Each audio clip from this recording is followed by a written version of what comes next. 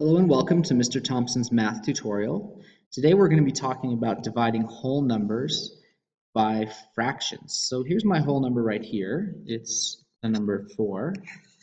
And here's my fraction right here. Now in this case, this happens to be a unit fraction. I know it's a unit fraction because it has this 1 right here in the divisor. This is the divisor, so as with any division question, I'm really asking how many groups of the divisor fit in the dividend, and the whole number 4 is actually the dividend. Okay, to solve this question, I can do a couple of things. First of all, I can just simply draw 4 holes. So here's my 4 holes. Okay, and then I can divide these into eighths and simply count. So at first I'm going to divide them in half, and then quarters, and then eighths.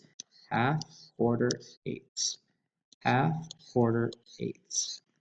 Half, quarters, and eighths. Okay, and I can see that in every single one of these, I have 8 eighths in each hole. So they're really 8, 8, 8, 8, and 8. So that's going to give me a total of 32. Now, mathematically, one of the things I can do is I can place this 4 over 1. So I'm going to rewrite this over here. So this is 4 over 1 divided by 1 over 8. I'm asking what this equals. I can then change my 4 over 1 into eighths. I want to make these into like fractions, and I'm still dividing by 1/8. So I know that actually I have to multiply 1 times 8 to make this denominator into 8, which means I need to multiply this 4 by 8, which would give me 32 eighths. And then I'm simply asking myself, how many 1/8 are in 32 eighths?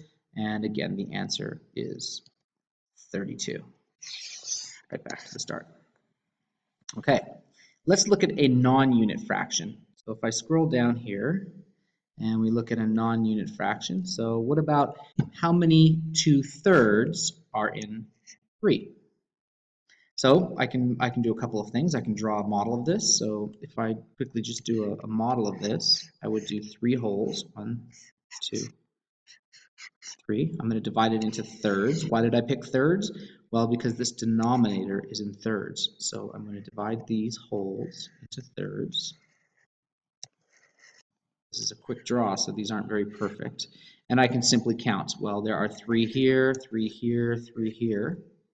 Okay, and I'm looking for groups of 2. So here's one group of 2. Here's another group of 2. Here's a third group of 2. And then I have a fourth group of 2 right here. And then I have this 1 left over. And I need to do something with that.